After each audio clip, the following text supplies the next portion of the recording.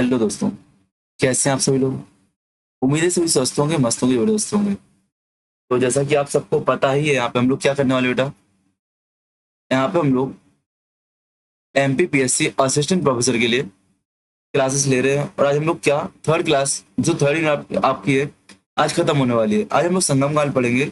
और जो तीसरी यूनिट का टॉपिक है संगम काल, पूरा खत्म हो जाएगा। और इसी के साथ ही हम क्या, तीसरी यूनिट समाप्त हो जाएगी। बहुत से बच्चों के मन में डाउट है, सर नोट्स कैसे मिल रहे हैं। देखो, आपके इकाई वन के नोट्स कुछ इस तरीके से हैं। जो क्लास में नोट्स होते हैं, नोट्स तो वही हैं, बट उनका पैटर्न अलग है। उनको प्रॉपर सेट करके प्रिंट आउट फॉर्मेट दिया गया, क्या उनको प्रिंट आउट निकाल सकते हो। यूनिट वन के नोट्स आपके सारे हैं, क्वेश्चन भी उसमें। यूनिट टू के नोट्स भी आपके सारे प्रॉपर हैं, बिल्कुल प्रिंट आउट निकालने के हिसाब से। देखो, ठीक है ना। यूनिट थ्री के नोट्स भी यहाँ पे है, क्लास चली वाली है। और यूनिट फोर के भी बन चुके, यूनिट फोर के भी आपको पहुंच गया, प्रोवाइड हो गए हैं। अभी मैंने एक चीज क्या किया है, यूनिट वन और टू में तो क्वेश्चन रखे थे मैंने, बट वन टू के बाद मैंने क्वेश्चन लगाना बंद कर दिया। क्वेश्चन लगाना बंद क्यों कर दिया, क्योंकि क्वेश्चन लगा नोट्स आपके ना पूरे 250 200 ऐसे पेज के पहुंच रहे थे। जब मैं क्वेश्चन लगा रहा था तो आपके नोट्स 250 300 पेज तक के पहुंच रहे थे। जब 250 300 पेज तक के वो पहुंच रहे ना, तो प्रिंट आउट निकाले आपके प्राण खिसक रहे हैं। तो मैंने क्वेश्चन हटा दिए। क्वेश्चन को लोग क्या करेंगे, क्लास के बाद क्लास में ही सॉल्व कर लेंगे हम लोग। वही आपका टेस्ट हो जाएगा, वही हम लोग सॉल्व कर लेंगे पीपीटी के बेस पर। तो पीपीटी से आप मोबाइल से भी पढ़ सकते हो, लैपटॉप से भी पढ़ सकते हो, है कि नहीं। और जो भी आपको एड ऑन करना पड़ेगा अपने नोट्स में एड ऑन कर लेना आप लोग। जो भी आपको एड ऑन करना पड़ेगा आप अपने नोट्स में एड ऑन कर सकते हो उनके लिए, बराबर ना। और थोड़ा आवाज की दिक्कत पता नहीं क्यों आती है मेरे लैपटॉप में। माइक वगैरह की सुविधा अपने पास नहीं है। पहले जब मैं क्लास लेता था भाई, अपने पास डिजिटल बोर्ड था, सब कुछ था। जब ऑफलाइन क्लास थी, ये खुद का पर्सनल सेटअप है, तो मेरे लैपटॉप में इतनी सुविधा नहीं कि मैं माइक भी लगा लूं, कुछ भी कर लूं। हालांकि माइक मेरे पास बोया कर रखा हुआ है, बट पता नहीं इनबिल्ट नहीं होता, लगता नहीं है। तो नहीं पता इतनी क्वालिटी क्यों नहीं दे पाता मैं इस चीज में। मैं ट्राई करता हूँ, करूँ करूँ, बट तो इन्वेस्टमेंट से नहीं, हर चीज चाहिए होती है। और जब क्लासेस फ्री चल रही है, पता है आपको, जॉब छोड़ के बैठा हूँ फिलहाल में, तो ये चीज पॉसिबिलिटी नहीं है कि आपके लिए वो चीज करो। आप कहीं कहीं बेचना आए कमेंट करने के, सर पहले कमा लो फिर कर लेना। अरे कमाने के लिए तो कर रहे हैं क्या, कमाने के लिए तो ये सब कर रहे हैं क्या। कमाने के लिए पढ़ा रहे हैं? नहीं, कमाने के लिए पढ़ा नहीं रहे। कमाने के लिए अपना पढ़ रहे हो, ठीक है ना। जॉब करते हैं, बहुत जॉब की है प्राइवेट पर, उतना मन नहीं होता है, तो सरकारी जॉब में आने का ट्राई करते हैं। एग्जाम निकलता है फिर रुक जाता है, फिर निकलता है फिर रुक जाता है। बट बहुत जल्दी हम लोग एक प्रॉपर सेटअप कर लेंगे। एक सर से बात हुई मेरी इन्वेस्टमेंट की, तो बोल रहे मेरे को ऑनलाइन क्लास दे दो मेरे ऐप पे, मैं आपको इन्वेस्टमेंट देता हूँ। ठीक है भाई, करते हैं हम लोग ट्राई। अभी आपका एमपी एपी का एग्जाम, उसको हम लोग फोकस कर ही रहे हैं, उसके हिसाब से क्लास चली रही है हमारी, बहुत अच्छी तरीके से चल रही है। तो हम लोग जैसा है वैसा फील करते जाओ। मुझे लाइव में दिक्कत आ रही है इसलिए रिकॉर्डिंग किया मैंने। और मेरा टारगेट है खत्म करना पहले, तो पहले कोर्स खत्म कर रहे हैं हम लोग, है कि नहीं। क्योंकि मुझे पता है कि पता नहीं कहाँ आना जाना हो जाए, क्या कैसा हो जाए, तो मैं कोर्स खत्म कर रहा हूँ। चलो शुरुआत करते हैं हम लोग। तो ये तो आपका यूनिट फोर है। यूनिट थ्री कहाँ गया आपका, ये यूनिट थ्री। तो यूनिट थ्री में हम लोग कहाँ तक पहुंच गए थे बेटा, मंगल गीता तक आ चुके थे, मतलब सॉरी, संगम काल तक। और आज की क्लास में प्रयास करेंगे संगम काल पूरा करने का, ठीक है ना। चलो, ये आपका यहाँ तक हम लोग का हो गया था। चरक संहिता, अस्तु संहिता, थेरावली, मृदुंगा, दिव्य वदन आपका हो चुका था। इतना हो चुका था। यहाँ पे संगम काल तक हम आ चुके थे, ठीक है। संगम काल, जब संगम काल की बात करते हैं बेटा, तो आप देखो, कृष्णा और तुंगभद्रा नदियों के बीच में, कृष्णा व तुंगभद्रा नदियों के बीच में जो प्रदेश है उसको तमिलकम प्रदेश कहते हैं। और जो तमिल कवियों और विद्वानों के संगम का क्षेत्र है, इसलिए हम उसको क्या, संगम क्षेत्र भी कहते हैं। और इसी वजह से इसको संगम, यहाँ पे जो साहित्य लिखा गया है उसको संगम साहित्य जानते हैं। और इस टाइम पीरियड को संगम काल के नाम से जानते हैं। क्या, संगम काल के नाम से जानते हैं। प्रोफेसर मेहन डालने महोदय हैं, प्रोफेसर मेहन डालने महोदय ने इसकी तुलना किससे, आधुनिक फ्रांसीसी अकेडमी से की है। संगम केवल तमिल विद्वानों का सम्मेलन नहीं है, बल्कि उत्तर और दक्षिण भारत की संस्कृति का संगम स्थली माना जाता है। इस बात को आपको रखना है। संगम में मुख्यतः तीन राजा, आपको चेर, चोल और पांड, आपको मुख्यतः तीन राजा आपको देखने को मिलेंगे, ठीक है ना। यहाँ पे आपको तीन दिखेंगे, चेल दिखेंगे, चेर यहाँ पे केरल साइड में, यहाँ पे आपको पांड दिख जाएंगे तमिल क्षेत्र में, यहाँ पे आपको चोल दिख जाएंगे। तीन लोग आपको दिखेंगे यहाँ पे, ठीक है। सामान्यतः संगम युग में इसका टाइम पीरियड प्रथम शताब्दी से लेकर और तीसरी शताब्दी तक माना जाता है। आपको पता है, देखो हम लोग बात करें यहाँ पे थोड़ा सा, अगर आपको याद हो, उत्तर भारत में हमने क्या पढ़ा था, हमने स्टोन एज से शुरुआत किया था उत्तर भारत में, और हम लोग वैदिक काल तक आ चुके थे, नहीं। यहाँ पे हमने महापाषाण काल से शुरुआत किया था, महापाषाण काल से शुरुआत किया था।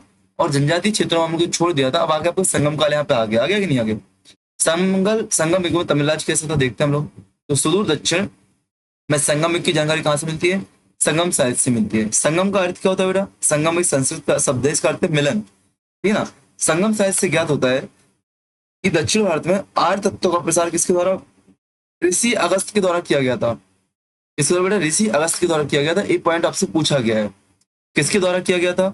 ऋषि अगस्त के द्वारा किया गया था। ठीक है, आपको 3 राजवंश प्रॉपर दिखेंगे, चेन, चोल, पांड आपको दिखेंगे, ठीक है ना। इसके अतिरिक्त छोटे राजवंश और स्थानीय सरदार भी आपको मिल जाएंगे। संगम कविताओं ने इन तीनों राज्यों की प्राचीनता को महाभारत से जोड़ने का प्रयास किया है। सबसे पहले बात करते हैं चेर की। चेर आपको भारत के स्तर पर मिलेंगे, केरल क्षेत्र में मिलेंगे। कहाँ पे? केरल क्षेत्र में मिलेंगे, ठीक है ना। सबसे महत्वपूर्ण जो आपका है उदयन जेरल, चेरों का प्रथम राजा माना उदयन जेरल, नाम है रखना। यहाँ पे आपको सबसे महत्वपूर्ण, यहाँ से क्वेश्चन जो आपका आता है राजधानियों से आते हैं, आपके किसके बंदरगाह कौन से वहां से आते हैं, किसका कौन सा शहर कौन सी वस्तु उत्पादन करता वहां से आता है, कौन सी राजधानी नगर वहां से क्वेश्चन आता है। और चौथा जो क्वेश्चन आता है राजाओं से, वंशावली से क्वेश्चन आता है याद रखना। तो आप एक काम करना, जैसे संगम काल खत्म होता है, आप एक पेज लेके बैठना, आपको ऐसे चार्ट बनाना, आपको इसमें लिखना राज्य, फिर राजधानी, रोक नगर, बंदरगाह नगर, रोक राजा, रोक उत्पादन। ऐसे 5 विकल्प आपको, 5 से चार्ट आपको बनाना है, 5 से आपको साड़ी बनानी है और आपको कवर करना है, चेल का भी, चोल का भी, पांड का भी। इससे आपको एक नोट पेज में एक नोट्स बन जाएगा, ठीक है ना। संगम साहित्य के अनुसार महाभारत कुरुक्षेत्र युद्ध में भाग लेने वाले सैनिकों को भोजन कराया था किसने? चेरों ने। संगम साहित्य के अनुसार क्या? उदयन जिरल ने महाभारत जो युद्ध हुआ था कुरुक्षेत्र में, वहां पे क्या सैनिकों को भोजन कराया था। इसी कारण से भोजन कराने वाले उदयन जिरल की उपाधि को प्राप्त है। तो क्या भोजन कराने वाले उदयन जिरल की उपाधि को प्राप्त, किसको? उदयन जिरल को। इस बात को आपको रखना है। फिर आता है आपका नेदुन जिरल आदन। नेदुन जिरल आदन उदयन जिरल का उत्तराधिकारी पुत्र है और राजधानी मरंदे इसको बनाता है, ठीक है। मंदरे आपको राजधानी बनाता है। फिर उपलब्धियों की बात करूं तो मालाबार तट पर एक स्थानीय शत्रु को नौसेना ने पराजित किया था। अनेक यवन व्यापारियों को बंदी बनाया था, उनसे धनराशि वसूली थी। अनेक युद्धों में भाग लिया था। जीवन का अधिकांश समय सैनिक शिविरों में बिताया था। 7 अभिषिक्त राजाओं को पराजित कर अधिराज की उपाधि ली थी। उसे आदम इम्बरम अर्थात जिसकी सीमा हिमालय तक को कहा गया, किसको? नेदुन जिरल को। नेदुन जिरल को क्या कहा गया है? नेदुन जिरल को कहा गया है कि भाई साहब इसकी सीमा आधुनिक हिमालय तक फैली हुई थी। कहां तक? इसकी सीमा हिमालय तक फैली गई थी। इसके लिए शब्द क्या यूज किया गया? आदन एवं बरम शब्द यूज किया गया। इस बात को आपको रखना है। संगम साहित्य में उसे संपूर्ण भारत का विजेता कहा गया है और हिमालय पर चेल राज्य का धनुष चिन्ह अंकित करने वाला बताया गया है। किंतु यह विवरण कहाँ पे कपोल कल्पित माना जाता है, इस बात को आपको याद रखना है, ठीक है ना। नेदु जिरल आरन ने अपने समकालीन चोल शासक से भी युद्ध किया था और जिसमें दोनों राजाओं की मृत्यु हो गई थी। उनकी रानियां सती धर्म का पालन किया था। अब आते कुटुबन। तो पहले कौन हो गया? उदयन जिरल हो गया आपका। पहले आपका उदयन जिरल आ गया, फिर आपको कौन आ गया बेटा? नेदुन जिरल आ गया। अब आपको कुटुबन, जो प्रमुख शासक, क्रम मत मानने, प्रमुख शासक आपके। उसने अनेक हाथियों वाला राजा कहा जाता है। कुटुबन को क्या? अनेक हाथियों वाला राजा कहा जाता है। इसने क्या? कोंगू के युद्ध में विजय प्राप्त की थी। कोंगू के युद्ध में विजय प्राप्त की थी। चेर राज्य का विस्तार इसने कहा किया था? पश्चिमी समुद्र से लेकर पूर्वी तट तक किया होगा। चेर कलंगे यहाँ पे आते हैं। तो नेदुजिरन का ज्येष्ठ पुत्र होता है। तंदुगर में आदि ज्ञामान सरदार आंजी को पराजित किया था। तुलु देश उत्तरी मालाबार तट में नन्नार के विरुद्ध, उत्तरी मालाबार में नन्नार के विरुद्ध सैनिक अभियान चलाया था। वह अधिराज था तथा 7 मुकुट माला धारण करता था। आपसे पूछा गया है 7 मुकुट माला धारण करने वाला कौन सा तमिल शासक था? तो चेर कलिंग। सेन गुट्टम आपके लिए बहुत महत्वपूर्ण है। सेन गुट्टम को इसको 5 स्टार लगाना। जो नेदु जलन था उसका दूसरा पुत्र था, संभावित 180 मानी जाती है। इसको लाल चेर पूछा गया। लाल चेर किसे कहते हैं? लाल चेर हम लोग किसे कहते हैं? सेन गुट्टम को कहते हैं। चेर शासक सेन गुट्टम को लाल चेर के नाम से जानते हैं, रेड चेरा के नाम से जानते हैं। वीर व साहसी योद्धा था, घुड़सवारी करता था, हाथी की सवारी करता था, दुर्ग की घेराबंदी में दक्ष था। उसके पास विशाल नौसेना थी, याद रखना। इसके शासनकाल में तमिल प्रदेश में पत्नी पूजा और कनंगी पूजा आपकी होती थी। पत्नी पूजा, इसीलिए आपका सेनगुट्टम महत्वपूर्ण है। क्या सेनगुट्टम आपका महत्वपूर्ण है? एक ग्रंथ है आपका, यहाँ पे बताओ कौन सा ग्रंथ? अभी हम लोग पढ़ेंगे तमिल साहित्य, वहां पे कहानी आएगी सेनगुट्टम की, कनंगी की। कनंगी एक आपकी क्या होती है? पत्नी होती है, पतित्व की यहाँ पे धारण करती है। और पहले कहाँ पे थी वो? चोल साम्राज्य, बाद में आके चेर में जाती है, ठीक है ना। बहुत अच्छी कहानी, इसको हम लोग डिस्कस करेंगे, ठीक है ना। कनंगी आदर्श पूजा की परंपरा मानी जाती है। उसने संभवतः चोलों के साथ मैत्रीपूर्ण संबंध स्थापित किए थे और चेर राज्य की शक्ति को अपने चरम पर पहुंचाया था। सेनगुट्टम ने चोलों के उत्तराधिकारी संघर्ष का मैं भी त्याग लिया था। सेनगुट्टम ने क्या, चोलों के उत्तराधिकारी संघर्ष में भी भाग लिया था। परिधपत्तु ने उदयन चेरल वंश के 5 शासकों का उल्लेख मिलता है। क्या, परिधपत्तु में। अब जी आपको याद नहीं करना था कि किस में क्या, ठीक है ना। चेर राज्य कुल संघ के समान था जिसमें राज परिवार के विभिन्न सदस्य प्रशासन में भाग लेते थे। आदिग ईमान नामक चेर शासक को दक्षिण भारत में गन्ने की खेती करने का श्रेय दिया जाता है। थोड़ा इसको याद रखना, आदिग ईमान को। और राजधानी बंजी मान लो। अभी चेरों की देखते हैं, पर आगे पूरा आएगा, अभी पूरा आएगा, फिर से आएगा। चोलों की बात करते हैं तो संगम साहित्य की बात ही, संगम साहित्य में चेरों की बात ही चोल शासक भी विस्तृत है। कल्लिल, बलावन, सेम्बीदास, सेनाई जैसे नामों से प्रसिद्ध है चोल लोग। पूर्वी तमिलनाडु में, कहा बेटा, पूर्वी तमिलनाडु में पेन्नार और बिरलारू नदी के मध्य में स्थित आपके चोल लोग। करिकलाल, चोल शासक करिकलाल सर्वाधिक फेमस है। 190 ईसा पूर्व आपकी तिथि मानी जाती है। जले हुए पैरों वाला इसको कहते हैं। क्या, जले हुए पैरों वाला कहते हैं। करिकल एक वीर साहसी शासक था, ठीक है ना। परिंद पल्ले के अनुसार कारागार से भागने एवं पुनः अपनी सत्ता स्थापित करने में सफल हुआ था। इस बात को आपको रखना है। प्रमुख विजय की बात करूं तो वेंडी का युद्ध इसने जीता था। तंजौर के निकट वेंडी है, यहाँ पे 11 राजाओं के संघ को पराजित किया था। पराजित में चेर और पांडे भी शामिल थे। वही रुदलई का युद्ध भी किया था। इस युद्ध में 9 राजाओं को पराजित किया था। अब आपको देखो इतना याद नहीं करना कितने राजाओं को किया था, बस आपको रखना कि ये करिकलाल का संबंध वेंडी के युद्ध से है, वही रुदलई युद्ध से है। वही रुदलई युद्ध से आपको रखना है। इन विजयों के परिणाम स्वरूप क्या हुआ था, करिकल में लगभग संपूर्ण तमिल प्रदेश का अपना प्रतिनिधित्व कर लिया था। संपूर्ण तमिल प्रदेश क्या कर लिया, इसने अपने अधीन में कर लिया था। इस बात को आपको याद रखना है, ठीक है ना। कुछ क्षेत्रों पर उसका प्रत्यक्ष शासन था, जबकि कुछ पर अधीनस्थ शासन था, अप्रत्यक्ष शासन था। आर्थिक और सांस्कृतिक उद्योग बात करो तो कृषि का विकास किया था, उद्योग धंधों को प्रोत्साहन किया था, व्यापार वाणिज्य का विकास किया था, जंगलों की कटाई कर कृषि भूमि का विस्तार किया था, सिंचाई हेतु नए तालाब बनवाए थे। उसके शासनकाल में कावेरीपत्तनम उद्योग और व्यापार प्रमुख केंद्र बन गया था। धार्मिक और सांस्कृतिक कार्य किए थे, अनेक वैदिक यज्ञ संपर्क कराए थे, 7 सुरों वाला संगीत गाता था। ठीक है भैया, बस इतना याद रखना है कि संगम काल में आपको 7 सुरों की जानकारी थी, बस इतना याद रखना है। लंबे समय तक शांतिपूर्वक कुशलतापूर्वक शासन किया था। करिकल से संबंधित अनेक जनश्रुतियों, शिल्पाधिकारम और 11वीं शताब्दी के अनेक अभिलेखों से प्राप्त जानकारी होती है कि उसके समकालीन कांचीपुरम का राजा तोंडिमान इलमंदिरन था। इसको याद करो या ना करो मतलब नहीं है। कांचीपुरम का राजा कौन था, तोंडिमान था, याद रखना। करिकल के बाद तो करिकल की मृत्यु के बाद उत्तराधिकार के तुच्छ जाता है। इसमें क्या, नलगिल्ली और नेदुनिल्ली, नलिंगिल्ली और नेदुनिल्ली के मध्य युद्ध होता है, याद रखना। इससे क्या होता है, चोल शक्ति कमजोर हो जाती है, ठीक है ना। फिर आगे देखो, अन्य चोल शासकों में इल्तेज चिल्ली आपको मिलते हैं। इनकी अधिक जानकारी आपको नहीं मिलेगी, बट सैनमांग मिलेंगे। उसने पोर के युद्ध में चेर राजा कंडीकलाल इरुपुरई को हराया था, ठीक ना। वह शिव भक्त था। 70 शिव मंदिरों का निर्माण कराया था, इसलिए सैनगांग अपने महत्वपूर्ण है। इतिहासकार नीलकंठ शास्त्री के अनुसार सैनगांग संबंधित 14वीं शताब्दी 5वीं शताब्दी ईस्वी में हुआ था, ठीक है ना, याद रखना। ठीक, चलो। 7 सत्ता स्थापित करने पर राष्ट्रीय यज्ञ भी कराया था। पांडव को देखते हैं। पांडव का सर्वप्रथम उल्लेख मेगास्थनीज की इंडिका में मिलता है। उसने उसके अनुसार हेराक्लिस की पुत्री का शासन यहाँ पे था। यह राज्य मोतियों के लिए प्रसिद्ध था। किसके लिए बेटा, मोतियों के लिए प्रसिद्ध था, मोतियों के लिए प्रसिद्ध था। संगम साहित्य में वर्णित पांडव राजाओं का पहला नाम नेडियोन मिलता है। क्या मतलब, नेडियोन मिलता है। इसी ने पैरोली नदी बनाई थी और समुद्र पूजा की प्रथा शुरू कराई थी। अब देखो, एक तो आपसे कलंगी याद रखना, कहाँ पे, चेरों में महिला पूजा और समुद्र पूजा पांडव में, समुद्र पूजा पांडव में और महिला पूजा चेरों में, इतना आपको याद रखना है, ठीक है ना। परंतु इसकी संदिग्धता मानी जाती है। फिर आते हैं मुदुक कुंडमंडई पाल सले, मुदुकु डुम्बी पाल सले, पहला ऐतिहासिक पांड्य शासक था, ठीक है ना। इसका उल्लेख संगम कविता में मिलता है। विजित राजाओं के प्रति इसने कठोर नीति, मतलब जिसको जीत लिया उनके पीछे कठोर नीति रखी थी। अनेक यज्ञ संपन्न कराए थे। पाल सैलई अर्थात अनेक यज्ञशालाओं का निर्माता की उपाधि धारण की थी। नेदुंजले की बात करते हैं तो पांड्य शासकों में सबसे विख्यात था नेदुंजले। वो आपका देखो, वहां पे आपको चेरों में अलग मिलेगा। चेरों में कौन था, नेदुंजले उदयम था कि नहीं था। देखो चेरों में आपको कौन मिला था बेटा, यहाँ पे देखो नाम आया था, नेदुंजले आदन था, ये आपके अलग है, ठीक है ना। और पांडव में कौन है आपको यहाँ पे, तो पांडव का नाम देखो बेटा, आपको क्या है, नेदुजेलियन है, सबसे विख्यात है, 210 ईस्वी के टाइम पे था।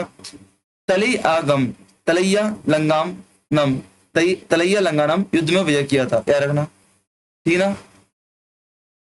2 पड़ोसी राजा और 5 सामंतों को हराया था। 6 शासक इस समय से सम्मिलित था, उसको हराया था इसने, ठीक है ना। इसने 6 शासक से को बंदी बनाया था, याद रखना। पांड्य राजाओं ने रोमन शासक के साथ व्यापार किया था। नेंदू जेलियन ने रोमन सम्राट अगस्टस के दरबार में एक राजदूत भेजा था। ये पूछा कि आपका कि किस शासक ने, किस भारतीय शासक ने या किस तमिल शासक ने या किस संगम शासक ने रोमन सम्राट अगस्टस के दरबार में अपना राजदूत भेजा था? किसने? नेडू जेलियन ने। नेडू जेलियन ने भेजा था। इस बात को आपको याद रखना है, नेडू जेलियन ने आपको भेजा था। इस बात को आपको प्रॉपर तरीके से याद रखना है, ठीक ना।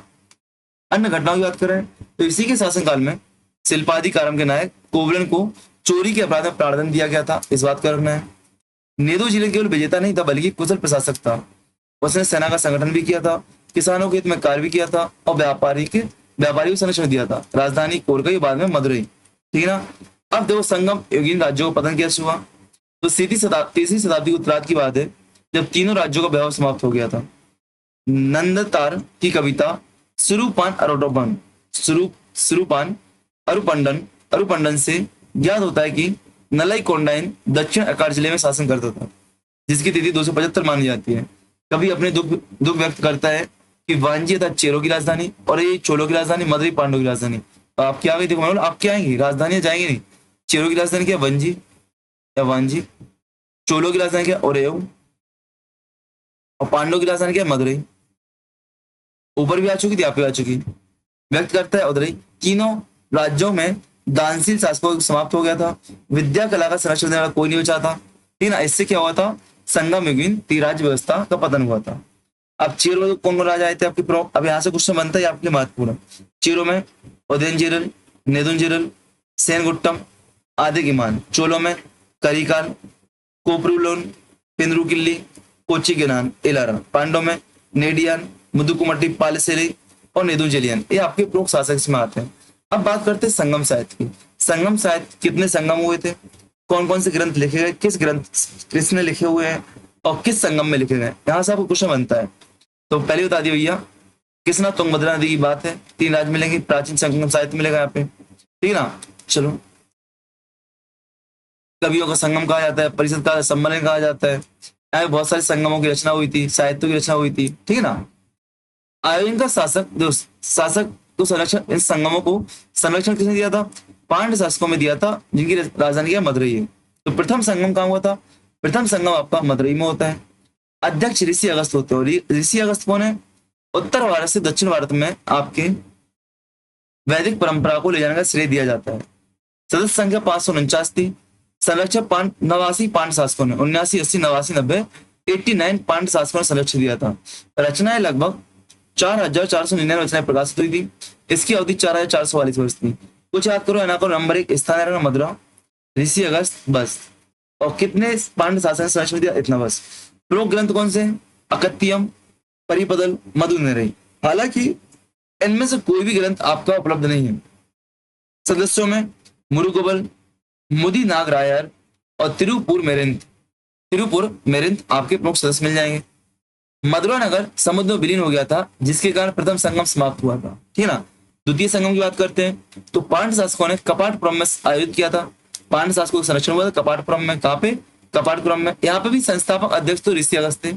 तुलक पीर बाद में इसके अध्यक्ष बनते थे। दूसरे के अध्यक्ष कौन? तुलक पीर। अब लोग यहाँ पे आपको एक काम दूंगा कि आपने बौद्ध संगतियां पढ़ी थी, हाँ या ना?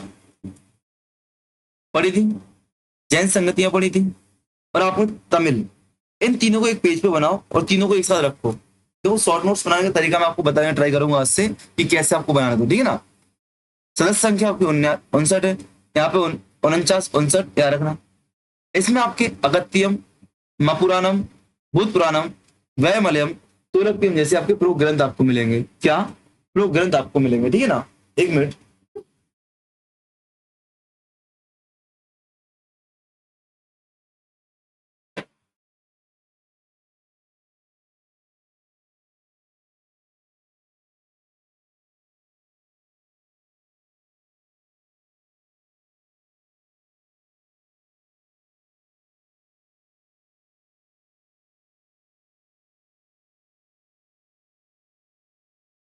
आगे बढ़ते हम लोग। यार हमारा तोलकपियम सर्वाधिक प्रसिद्ध है। तोलकपियम ने इसकी रचना की थी। तमिल व्याकरण का प्राचीनतम ग्रंथ माना जाता है। प्रमुख सदस्यों में तो तोलकपीर तो आपको हो जाएंगे, कुरु कुरुन बोली मोसी हो जाएंगे, बेलूर कप्पेन हो जाएंगे आपके, ठीक है ना। कपाटकुरम भी क्या होता है, समुद्र में विलीन हो गया था, द्वितीय संगम समाप्त हो गया था। तो पहले दूसरे संगम में समानता क्या दिख रही, शुरुआती अध्यक्ष आपको ऋषि अगस्त दिख रहे हैं, एक समानता। दूसरी क्या, शहरों के समुद्र में विलीन होने की वजह से क्या हो गया, आपका संगम समाप्त हो जाता है। तृतीय संगम की बात करें तो इसकी समाप्ति कहाँ पर, उत्तरी मदुरई में होता है। नक्कीर अध्यक्ष होते इसके, कौन होते हैं, नक्कीर। पहले के ऋषि अगस्त हो गए, पहले के अध्यक्ष आपके ऋषि अगस्त हो गए बेटा। दूसरे कौन हो गए आपके, बोलो जल्दी, तोलकपीर हो गए।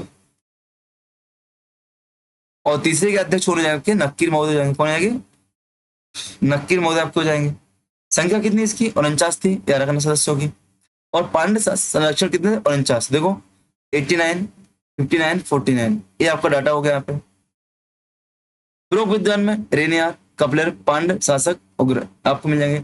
रचना में निडुमथोके, कुरुंथोके, पदरपुत्तु। पदरपुत्तु ये वही पदरपुत्तु है जिसमें आपको जानकारी मिलती है वंशावलियों की। और परिपदान, ठीक है, ये आपके परिपदान हो गए। लो चलो, तृतीय संगम वहां पे आ गया, पूरा आपको शॉर्टकट में आ गया। तृतीय संगम के भी ग्रंथ नष्ट हो चुके हैं। वर्तमान में उपलब्ध संगम साहित्य को सामान्यतः तृतीय संगम की रचना माना जाता है। हालांकि अपने पास जो है द्वितीय के संगम के मिलते हैं अपन को, ठीक है ना। यहाँ पे प्रथम संगम मदुरई में हुआ था, ऋषि अगस्त के शासन में हुआ था, ये देख लो। द्वितीय कपाटपुरम में तोलकपीर अध्यक्षता थे। तृतीय उत्तरी मदुरई में नक्कीर आपके अध्यक्ष थे, ठीक है ना। तीनों संगमों को उल्लेख 8वीं शताब्दी के ग्रंथ एरेनियार अग्गो पूर्व से मिलता है। आपसे पूछ सकता है कि संगमों की जानकारी कहाँ से मिलती है, इन संगमों की। तो संगम की जानकारी इस काल का नहीं, एक 8वीं शताब्दी में लिखा हुआ ग्रंथ कौन सा, एरई नार अग्गो पोरुल। अग्गो पोरुल, इसमें हमें जानकारी मिलती है कि वे 9,990 वर्ष तक संगम चले थे। 8,558 कवि रचना की थी। 197 पांड्य शासकों ने संरक्षण दिया था। एवरोड कपूर कल्पित प्रतीत होता है, याद रखना। अब बात करते हैं कौन कौन सी संगम साहित्य उपलब्ध है हमारे पास। तो संगम साहित्य की लगभग संख्या कितनी है, 2,289। छोटी बड़ी कविताएं शामिल है, महाकाव्य भी शामिल है। इनमें लगभग इतने कवियों को श्रेय दिया जाता है। कुछ महिलाएं भी शामिल थी, याद रखना। अब जो उपलब्ध है आपके संगम साहित्य निम्नलिखित ग्रंथ, तोलकपीय में तमिल व्याकरण है, इत्तुतो के 8 का संग्रह, 8 कविताओं का संग्रह माना जाता है। पुत्तु पाते 10 गीतों का संग्रह माना जाता है। पदन किलकित्तु 8 लघु गीत माने जाते हैं, याद रखना। कुछ महाकाव्य मिलते, देखते कौन कौन से महाकाव्य। तो तोलकपियम, तोलकपियम तमिल व्याकरण ग्रंथ है। इसकी रचना सूत्र शैली में है, 3 खंडों में विभक्त है। वर्ण विचार, व्युत्पत्ति, पद विवेचन। आपसे पूछा नहीं जाएगा, बस तमिल व्याकरण याद रखना। तोलकपिय इसके रचनाकार है। व्याकरण के अतिरिक्त में धर्म, अर्थ, काम, मोक्ष संबंधी विषयों का उल्लेख मिलता है। रचनाकार तोलकपिय है। ऋषि अगस्त के 12 शिष्यों में से एक थे। हेतुतो की बात करें, इसको 8 कविताओं का संग्रह माना जाता है, 8 ग्रंथों का संग्रह माना जाता है। कौन कौन से, नरिडई, कुरुंदकोदई, एंग्रू नरु, पनिरुपत्तु, परिदुपाल, कलितोगई, अहनानूर, पुरनानूर। ये पूछा गया है अहनानूर और पुरनानूर किसके भाग है। अहनानूर पुरनानूर आपके किसके भाग है बेटा, एतु तोके के भाग है। एतु तोके के भाग है, आपसे पूछा गया है। नरी नरी, कुरुंदोगई, एगनरुरु, पनिरुपत्तु, परिपादल, कलितोगई, अहनानूर, पुरनानूर। इस ग्रंथ में प्रेम विषय जो परिपत्तु है, इसमें 6 शासकों की प्रशंसा की गई है। इन सभी विषयों में प्रेम विषय, तमिल प्रदेश की भौतिक स्थिति, सांस्कृतिक जीवन, राजनीतिक घटनाओं की जानकारी आपको मिलती है। पद्रपत्तु आपका 10 गीतों का संग्रह माना जाता है, जिसमें आपको तत्कालीन सांस्कृतिक और राजनीतिक जीवन की जानकारी मिलती है। कौन कौन से गीत है बेटा आपके, इसमें जो ग्रंथ है आपके, जो आपको याद नहीं करने आप बिल्कुल भी, तभी पढ़ लो एक बार।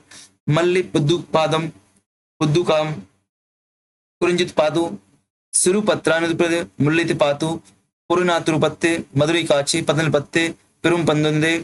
पढ़ लो, ये काका लिखा हुआ है कि नहीं। इसमें चोलो पांड्य शासकों को समर्पित है। भगवान मुरुगन की स्थिति है, प्रेम वैरागी गाथा है, ग्राम जीवन की जानकारी मिलती है, विदेशी व्यापार की जानकारी मिलती है, ठीक है ना।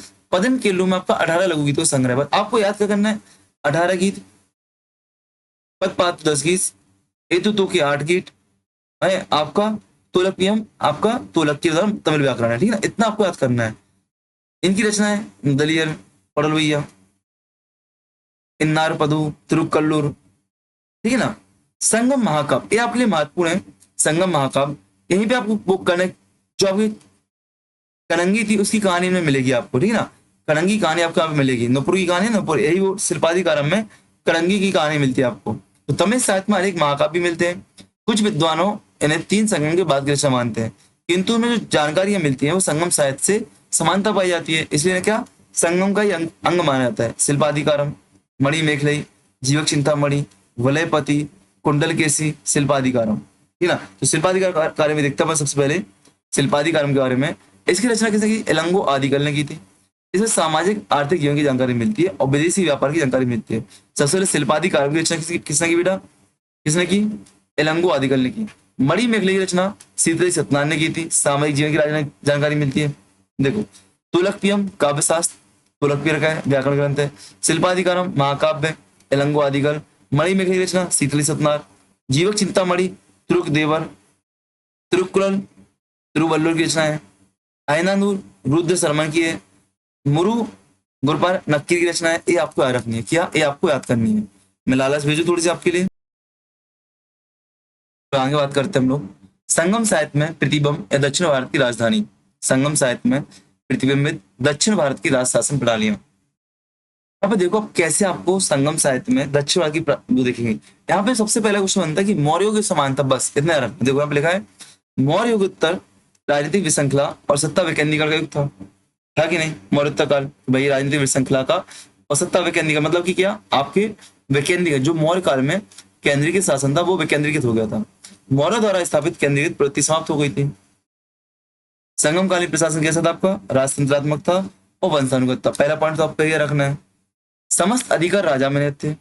वे अपनी प्रजा को संतान के समान मानते थे।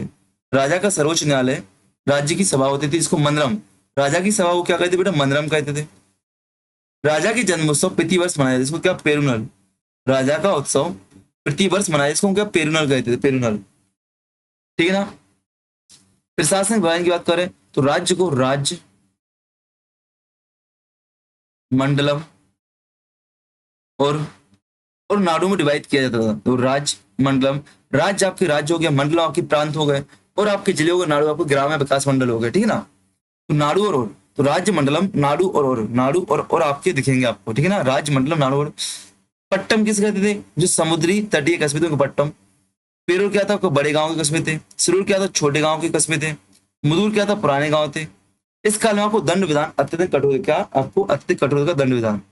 प्रमुख अधिकारियों की बात करूं तो अमैच्छमार, ये आपसे पूछा गया। अमैच्छार किसे हुए थे बेटा? मंत्री को कहते थे। पुरोहित किसको कहते थे? पुरोहितार। सेनापति को सेनापतियार। दूत या राजदूत को दूतार। गुप्तचर को ओरार। तो ओरार आपके लिए महत्वपूर्ण है, यहाँ पे देखो। और आपका अमैच्छार आपके लिए महत्वपूर्ण है। राजस्व व्यवस्था की बात करूं तो बहुराष्ट्र की तरह यहाँ पे 1/6 होती थी आपके लिए, ठीक है ना। और भूमि मापन के लिए माँ, वेली जैसी प्रमुख इकाइयों का प्रयोग किया जाता था, ठीक है ना। आपके कर होते थे कई प्रकार के, जैसे करई, करई या कदमई कृषि कर था। इरदई आपका लूट कर था। उलूग या उल्कू आपका सीमा शुल्क, ये आपसे पूछा गया। उलंगू या उल्गू सीमा शुल्क तब पूछा गया है। इराबू आपका अतिरिक्त या जबर वसूला करता। पुड़ू आपको राजा को दिया गया उपहार था, बलि के समान था पुड़ू, ठीक है ना। पुड़ू क्या था आपका? बलि के समान था। तो क्या हो गया? करदई, कदमई, एरई, उलुंगुल, इराबू, ये आपके सारे हो चुके, ठीक है ना। आगे बढ़े हम लोग। सैन्य व्यवस्था। संगम काल में शासकों के पास पेशेवर सैनिक थे। सैनिकों की जो आगे वाली अग्र टुकड़ी थी उसको क्या? तुसी कहते थे। जो पिछली टुकड़ी थी वो कुलई कहते थे, कुलई। सेना का जो प्रमुख था उसको एनाड़ी कहते थे, एनाड़ी, याद रखना। तो तुसी, कुलई, एनाड़ी, ये आपकी सैन्य संबंधी शब्दावली है। संगमकालीन शासकों के पास पेशेवर सैनिक थे। सेना की अग्र टुकड़ी को, यदि आप इस साइड जा रहे हैं तो अग्र टुकड़ी को तुसी, पिछली टुकड़ी का कुलई, और सेना के प्रमुख को एनाड़ी कहते थे। युद्ध में मारे गए सैनिकों के स्मारक में क्या? स्मृति में वीर स्मारक बनाए जाते, पाषाण स्मारक बनाए जाते थे। उन पर उनके नाम और वीरता का वर्णन था। राजा के महासभापति, तो मंत्री को अमैच्छर कहते थे। पुरोहित को पुरोहितार, सेनानायक को सेनापति, दूत देख ही चुके हम लोग। चोल चेल पांड्य शासक में राजकुल के सदस्यों की महत्वपूर्ण स्थान था। इस समय राजकुल संघ की परंपरा चलती थी। मंडलम संपूर्ण राज्य क्षेत्र को कहते थे। नाडु प्रांतों को कहते थे। राज्य मंडलम, नाडु प्रांतों को। और आपका या फिर गांव के लिए पट्टनम, जो तटीय नगर थे आपके। पक्कम आपके पड़ोसी चित्त थे। तेरू आपके नगर की मुख्य गली थी। साले आपकी सड़कें थी मुख्य, और पेड़ियल आपकी सार्वजनिक स्थल थे। स्थानीय प्रशासन की बात करूं तो यद्यपि इस काल में उत्तरी भारत में सैन्य, कर और न्याय व्यवस्था पूर्णतः से उत्तरी भारत के समान, इस काल में क्या? उत्तरी भारत की सैन्य, कर और न्याय व्यवस्था पूर्ववत सरल नहीं रही। फिर भी संगम काल में शासकों ने सेना का संगठन और नौसेना के विकास पर बल दिया था। हमने देखा कि नौसैनिक अधिकारी यहाँ पे थे। दक्षिण भारत में मृत योद्धाओं की स्मृति पत्थर बनाए जाते थे, देखिए उनकी पूजा की परंपरा थी। वीर स्वर्ग की पता चलती थी। वीर स्वर्ग मतलब कि भैया वीरों को महान, जैसे आज पूछते हैं ना लोग, भाई कोई मर गया, आप आपका आर्मी वाला शहीद हो गया, तो उसके लोग स्मारक बनाते कि नहीं बनाते हैं? तो यही काल आपको पहले चलता था, ठीक है। प्रांतीय और स्थानीय प्रशासन में अपेक्षा अधिक संगठन था आपका। ग्राम सभा, नगर निगम श्रेणी आपको मिलती थी। पेरूर आपके बड़े गांव थे, सिरोर आपके छोटे गांव थे, मुदुर आपका पुराना गांव था, अवई आपके छोटे ग्रामों की सभा थी। अवई क्या थी आपकी? छोटे गांवों की सभा थी। अब बात करते हैं संगमकालीन समाज संस्कृति की। तो संगम युगीन संस्कृति जीवन की प्रमुख विशेषता क्या थी? आर्य और आर्यता संस्कृतियों के बीच समन्वय। दक्षिण आर्य और आर्यता संस्कृति तत्वों के मध्य क्या समन्वय था, इसकी विशेषता। और दक्षिण भारत में देखते हैं तो दक्षिण भारत में उत्तर भारतीय संस्कृति के अनेक तत्व विद्वान थे, जैसे क्या संगम में रामायण और महाभारत की कथाएं फेमस थी। तमिल राजाओं द्वारा महाभारत के लोगों को खाना खिलाने का उल्लेख मिलता है। शिव की पूजा का मिलता है। त्रिपुर विनाश का उल्लेख मिलता है। कृष्ण और असुरों के युद्ध की जानकारी मिलती है। विवाह की विभिन्न प्रथाएं जैसे उत्तर भारत में मिलती है वैसे आपको दक्षिण में मिलती है, ठीक ना। वर्ण व जाति व्यवस्था की बात करूं तो उत्तर भारत की समान दक्षिण भारत में आपकी पूर्ण रूप से चतुर्थ वर्ण व्यवस्था नहीं मिलती है, लेकिन संगम साहित्य में 5 लोगों के वर्ण मिलता है, 5 वर्गों का। 5 वर्ग कौन कौन से? नंबर 1 पुरोहित वर्ग, दूसरा शासक वर्ग, तीसरा आपका वणिक वर्ग, चौथा आपका बड़े कृषक वर्ग भूस्वामी वर्ग, और 5वां आपका बेलदार या मजदूर वर्ग, ठीक है ना। तो आप देखो सबसे पहले ब्राह्मण। ब्राह्मण में सर्वोच्च स्थान प्राप्त था ब्राह्मणों को। क्या? समाज में सर्वोच्च स्थान ब्राह्मणों को प्राप्त था। संगम काल में इनका तमिल प्रदेश में पदार्पण हुआ। क्या हुआ? पदार्पण हुआ। और वैदिक परंपरा, यज्ञ परंपरा और धार्मिक कार्यों के प्रमुख संचालक थे, ठीक ना। मैंने क्या बोला? समाज में सर्वोच्च स्थान प्राप्त था ब्राह्मणों को, ठीक ना। पुरोहित को ब्राह्मण कहते थे, क्या रखना। चलो, असर शासक वर्ग को अरसर कहते, अरसर अरसर शासक वर्ग को कहते थे। राज परिवार से संबंधित लोग थे, राजनीतिक दृष्टि से अत्यंत प्रतिष्ठित थे, शासन और प्रशासन का संचालन करते थे। इस बात को आपको रखना है। बात करते वैनिगर। वैनिगर आपके वणिक वर्ग थे, आंतरिक व बाह्य व्यापार का संचालन करते थे। व्यापार वाणिज्य व समुद्री व्यापार में महत्वपूर्ण भूमिका निभाते थे। वेल्लाल आपके बड़े कृषक या भूस्वामी वर्ग थे, बड़े कृषक या जमींदार वर्ग थे। पुरनारूर के अनुसार यह वर्ग अत्यंत प्रतिष्ठित था, सेना में उच्च पदों पर नियुक्त किया जाता था इनके लिए। चोल सेना की बात करें, चोल सेना में क्या अरसू या वेल कहा गया। पांड्य सेना में कविदी कहा जाता था। क्या? पांड्य सेना में इनको कविदी कहा जाता, इस बात को करना। वेल्लनार मजदूर वर्ग की बात करूं तो एक किसर वर्ग होता था, इनके मुखिया को वेल्लारी, क्या इनके मुखिया को वेल्लारी कहा जाता था। अन्य सामाजिक वर्ग की बात करूं तो दास प्रथा का प्रचलन संगम काल में नहीं था। क्या? दास प्रथा का प्रचलन आपका संगम काल में नहीं था। वैदिक संस्कृति के प्रसार के कारण ब्राह्मणों को एवं पुरोहितों की प्रतिष्ठा पुनः स्थापित हो गई। राज दरबारों में ब्राह्मणों को कवि एवं विद्वान के रूप में स्थान पाया, ठीक है। दास प्रथा यहाँ पे नहीं थी, याद रखना, दास प्रथा यहाँ पे नहीं थी। पर वैदिक संस्कृति के प्रसार हो तो ब्राह्मण पुरोहित यहाँ पे आ चुके थे, कवि विद्वान थे ही पहले से यहाँ पे, ठीक है ना। यहाँ पे लिखा है कि करिकल ने एक कवि के सम्मान में 1,60,000 मुद्राओं से सम्मानित किया था। निम्न सामाजिक वर्ग थे आपके कड़ेसियर। कड़ेसियर कौन थे? कड़ेसियर आपसे पूछा गया है, खेती और मजदूर वर्ग था, किसान समाज के निम्नतम वर्ग में थे। पेरियार कौन थे? खेती और मजदूर कहते जो पशुओं की खाल एवं चर्म का व्यापार को पेरियार करते, पेरियार। एनियार कौन थे? जो शिकारी लोग थे वो एनियार थे। मलवार या कलवर कौन थे? जो तमिल प्रदेश के उत्तरी सीमा पर निवास करते थे, लूटपाट करते थे, छापामार गतिविधियां करते थे। मरुवन कौन थे? जो धनी एवं विदेशी लोग थे, ठीक ना, उनको क्या मरुवर कहते थे। तो याद रखना यहाँ पे शब्द पूछा। कड़ेसियर कौन है? खेती मजदूर वर्ग हो गया, किसान हो गया निम्न वर्ग का। पेरियर कौन हो गया? जो पशुपालन के साथ साथ खेती के साथ साथ पशुपालन और क्या चमड़े का काम कर रहे हैं। एनियर शिकारी हो गया। मलवार या कलवर कौन हो गया? आपके तमिल प्रदेश की उत्तरी सीमा पर रहने वाले लोग हो गए आपके, याद रखना। मरुवर कौन हो गए? आपके धनी व्यापारी हो गए, ठीक ना। तो देखो ब्राह्मण, अरसर, वेनिगर, वेल्लार और वेलनर आपको ये लोग यहाँ पे मिल रहे देखने को, ठीक ना। चलो, ठीक ना। ये आपको वेनिगर बड़े वर्ग, बेल्लार आपको बड़े किसान है भूसा बेल्लार, और बेल्लाल आपके मजदूर वर्ग। बड़ा प्यार है ना। करेसियस छोटे मजदूर किसान आपके हो गए, नहीं पेरियर आपका हो गया। ये आपकी कुछ अलग शब्द वाली आपकी हो गई, ठीक ना। इनको भी आपको याद रखना है, इनको भी आपको याद रखना है, ये आपके एग्जाम में महत्वपूर्ण है। इसको भी भेज दो स्क्रीनशॉट में आपके लिए।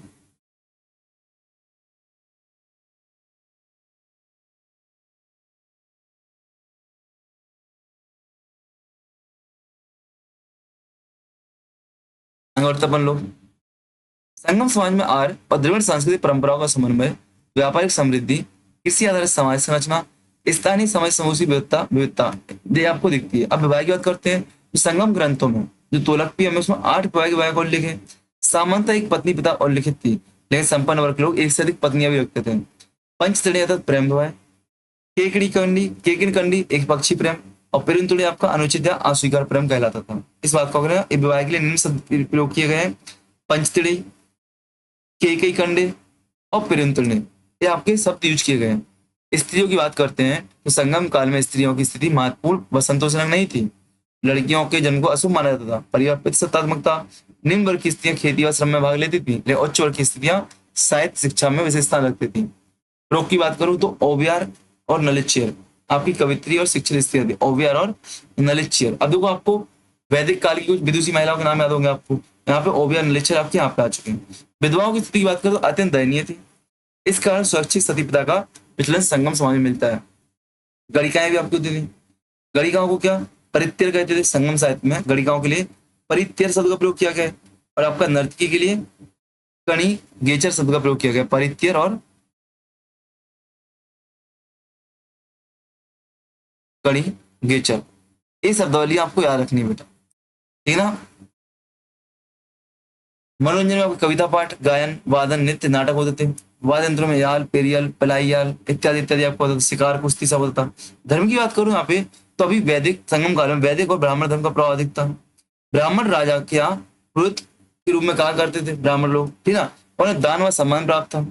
आपको देखो इस काल में मुरुगन, शिव, बलराम, कृष्ण इत्यादि देवताओं की पूजा की जाती थी। मुरुगन आपके संगम कालीन सर्वश्रेष्ठ देवता माने जाते हैं। मुरुगन को सुब्रमण्यम कहा गया है। क्या रखना, मुरुगन को क्या सुब्रमण्यम कहा जाता है। उनका एकीकरण स्कंद कार्तिकी से, मतलब उनको एक क्या कार्तिकी के समान बताया जाता है। मुरुगन का नाम क्या, वेलन है, वेलन है। उनका जो अस्त्र है, उनका प्रमुख अस्त्र वेल या भाला है। उनका प्रतीक मुर्गा कुरकुर माना जाता है। मुरुगन को पर्वत शिखरों पर कीड़ा करने के लिए प्रिय माना जाता है। अन्य धार्मिक मान्यता की बात करें तो कृषक वर्ग मरुड़म मरुड़म इंद्र देव की पूजा करते थे। त्योहार के वार्षिक उत्सव में इंद्र की पूजा विशेष थी। कोरलई विजय की देवी मानी जाती थी। संगम काल में बलि प्रथा का प्रचलन था। बौद्ध और जैन धर्म की बात करूं तो संगम साहित्य में बौद्ध व जैन धर्म का प्रचलन भी का प्रमाण मिलता है। मणिमेखलई में शैव धर्म के कपालिक संप्रदाय का उल्लेख मिलता है। शिल्पाधिकारम, मणिमेखलई, कावरीपट्टम से बौद्ध व जैन संस्थानों की जानकारी मिलती है। स्थानीय देवी की बात करूं तो मरी अम्मा चेचक से संबंधित शीतला माता थी। परंपरा परशुराम की माता से संबंधी मानी गई है। इलम्मा सीमा की देवी थी, मतलब आपकी बॉर्डर होती बॉर्डर उनकी। मरियम्मा क्या थी, चेचक की देवी थी। शीतला माता मानी जाती है, ठीक ना। परशुराम की माता से संबंध मानी गई। इलम्मा आपकी सीमा की देवी। वन देवी आपकी प्राय दुर्गा मानी जाती थी। मंदिरों की बात करूं तो आपको यहाँ पे बहुत सारे मंदिर मिलेंगे, ठीक ना।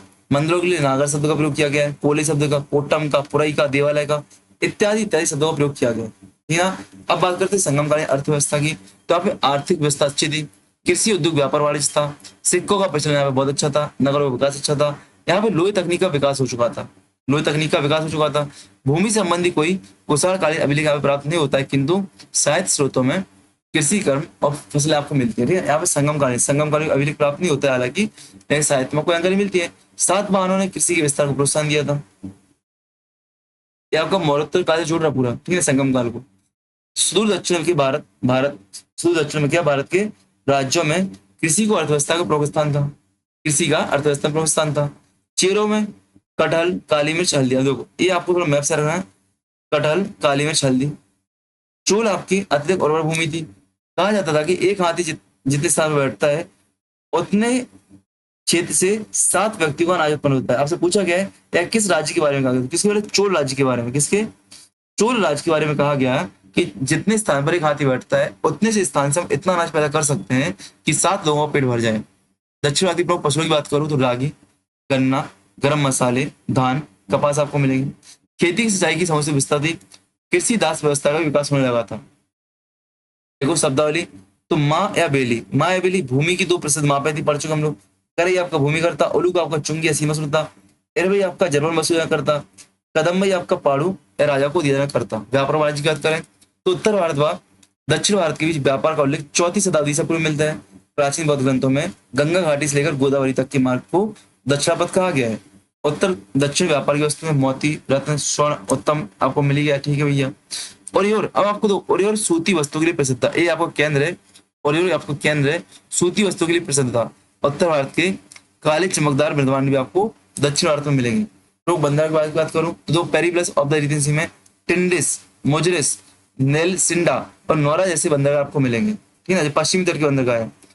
चोलों के बंदरगाह की बात करूं तो ये आपसे याद है, आप देखो यहाँ पे पूछो बंदरगाह आपसे पूछता है, बोला था मैंने शुरुआत में। तो चोलों में आपको त्योहार और ओरेवर और ये आपका बस्त के अंदर हो गया साथ में। चेरो में ये आपका चोलो में हो गया। चेलो में आपको चोलो चेरो में वंजी, मुजरिस, मुसरी भी कहते इसको, मुजरिस, और तोंडी। और पांडव में आपको पोरकाय और सालियोर, पोलकार और पोलकार और सालियोर आपको प्रमुख बंदरगाह मिलेंगे। अन्य बंदरगाह की बात करूं तो पोड़ुका अरिकमेडु के पास था। मोती व्यापार तो कोरकई मोतियों के लिए प्रसिद्ध था। कोरकई क्या था? मोतियों की प्रसिद्ध था। पांडराज के दंडित अपराधियों से मोती निकालने का कार्य कराया जाता था, ठीक है ना। तोंडी, मुसरिस, पोहार बड़ी संख्या में यहाँ पे विदेशी लोग निवास करते थे, ठीक है ना। तोंडी, मुसरिस और पोहार में देखो, पोहार इनका बंदरगाह है, ठीक है ना, मुजरिस इनका है, तोंडी इनका है। तो तीनों की एक एक प्रमुख बंदरगाह है। पोहार किनका? चोलों का। मुजरिस किसका? चेरों का। तोंडी किसका? पांडव का। तीनों बंदरगाह प्रसिद्ध आपके पूछा था भैया। यवन व्यापार के लिए फेमस थे। विदेशी व्यापार की बात करूं तो व्यापार आपका रोम से, मिस्र से, अरब से, चीन से, मालदीव से होता था। संगमकालीन व्यापार की जानकारी पेरिप्लस ऑफ द एरिथ्रियन सी से मिलती है। पेरिप्लस तो समुद्री यात्रा, एरिथ्रियन था लाल सागर यूनानी भाषा में। रोम के साथ व्यापार तो एवन व्यापारी आपके जो थे जहाजों में सोना भरकर मुजरिस बंदरगाह पर लाते थे और काली मिर्च भरकर ले जाते थे। इसी कारण क्या हुआ, काली मिर्च को नाम एवन प्रिय पड़ गया, ठीक ना। और अपने यहाँ पे सोने की चिड़िया पड़ गया। पेरिप्लस ने नौरा, तुंडी और मुजरिस को पश्चिमी घाट का बंदरगाह बताया, तुंडी को। अब तुंडी तमिल प्रदेश में बैठा वैसे तो, लेकिन इनका था, बट पश्चिमी तो यहाँ बताएगा। मुजरिस से रोमन व्यापारियों द्वारा सम्राट अगस्त का मंदिर बनवाया गया था। रोमन व्यापारी द्वारा सम्राट अगस्त का मंदिर कहाँ पे? मुजरिस से बनवाया गया था। अरेकिमेडु के साक्ष्य बोलो तो अरेकिमेडु से निम्न वस्तुएं रोमन दीपकों के टुकड़े प्राप्त हुए हैं, कांच की कटोरी प्राप्त हुए, मन के बर्तन प्राप्त हुए हैं, ठीक है। कुछ मनकों पर रोमन सम्राट अगस्टस का चित्र भी प्राप्त हुआ है अरेकिमेडु से। सिक्कों की बात करूं तो निम्न सिक्के आपको मिलेंगे, तमिल कासु, पौन, वैनपोन, आठ सिक्के भी आपको मिलेंगे। तमिल प्रदेशों में अनेक आपको रोमन सम्राट अगस्टस के सिक्के मिले हैं। टेवरियस, सीरिया जो सीरिया का शासक टेवरियस, उसके सिक्के मिले आपको। नीरो के स्वर्ण व रजत सिक्के मिले आपको, ठीक है। इस बात को आपको रखना है। निर्यात की वस्तु की बात करूं तो भैया मलबल एक प्रकार निर्यात क्या था? अर्घ क्रेटा एक प्रकार मलमल था जिसका निर्यात होता था, ठीक ना। तो यहाँ पे आपका मोस्टली देखो पूरा संगम काल समाप्त है, पूरा संगम काल समाप्त है। अभी मौर्य काल के रसायन विज्ञान एक क्लास छोटी रह गई है, इसको मैं एक छोटी सी क्लास में रिकॉर्ड किए दे रहा हूँ। इसको मैं एक छोटी सी क्लास में रिकॉर्ड किए दे रहा हूँ। हालांकि मैं सोच रहा हूँ, सुनो, इसको मैं यहाँ पे रिकॉर्ड नहीं कर रहा हूँ, इसको मैं यहाँ पे रिकॉर्ड नहीं कर रहा हूँ। इस क्लास को याद रखना, जो मौर्य काल की विज्ञान तकनीक है, इसको मैं कहाँ पे याद करूंगा? गुप्त उत्तर के साथ मैं प्राचीन काल का इकट्ठा करूंगा। लेकिन यहाँ पे एक काम मैं आपको दूंगा, संगम काल अभी समाप्त मत पढ़ना आप लोग, लूसेंट लेके बैठना और लूसेंट से एक बार संगम काल को पढ़ना। लूसेंट से क्या? संगम काल को पढ़ना। बेटा मैं एक चीज बोल रहा हूँ, एमपी असिस्टेंट प्रोफेसर के आपके सोर्स दो पूरे। एक तो ये जो नोट्स मैं आपको दे रहा हूँ, एक टॉपिक वगैरह, इन नोट्स को आप पकड़ लो। दूसरा लूसेंट, बस इन दोनों को कर लो, आप कवर हो जाएगा आपका। बस मोस्टली प्रैक्टिस करो, जितना हो सके प्रैक्टिस करो। प्रैक्टिस मैं आपको कराऊंगा पूरे अगस्त महीने भर के करवाऊंगा, इसलिए मैं आपको रिकॉर्डिंग यहाँ पे दे रहा हूँ, जिससे आपके जल्दी चीजें कवर हो जाए, बहुत जल्दी आपको मिल जाए। अब देखना आपको यूनिट 4 की क्लास आपके लिए बहुत बड़ी क्लास दूंगा मैं आपको, क्योंकि मैं एक ही 2 क्लास में पूरा यूनिट 4 खत्म करूंगा, ठीक है ना। तो बेस्ट ऑफ लक, जय हिंद जय भारत। क्लास को लाइक कमेंट शेयर सब्सक्राइब करना और संगम काल के थोड़ा लूसेंट भी देख लेना, वहां से आपकी चीजें कवर हो जाएंगी, ठीक है ना। Best of luck, best of luck, best of